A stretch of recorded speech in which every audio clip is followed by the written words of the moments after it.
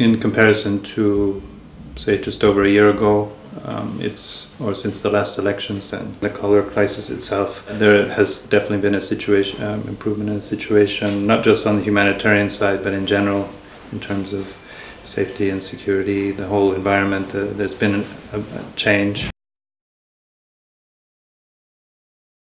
In 2008, especially 2009, you saw a big jump in donor resources coming in to Zimbabwe, and that's kind of continued. Actually, it's gone down a little bit, but not much. The nature of the funding has changed since 2008. I mean, in the beginning of 2009 especially, it was very much humanitarian focused, and there were some complaints. We heard some complaints from some NGOs that it was almost too humanitarian. Now it went through a transition of being called Humanitarian Plus, a bit more longer term, and now the donors themselves are openly talking about transitional funding.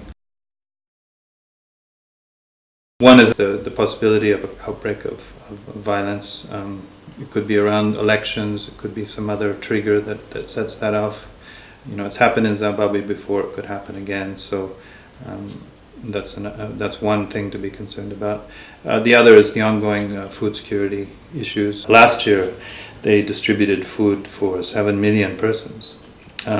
That's now dropped this year to 3 million, so you know, it's more than a 50% drop, which is encouraging, but still 3 million people, that's a lot of people in a place which, you know, used to be a net food exporter. There needs to be preparedness to respond, not just to things like cholera outbreaks, but also to outbreaks of violence. That people shouldn't become too complacent, in other words, and become so occupied with the transitional programming and long-term programming that they aren't able to react. The thing that struck me, and I think probably many others, is how much potential and capacity the country has. There are good signs.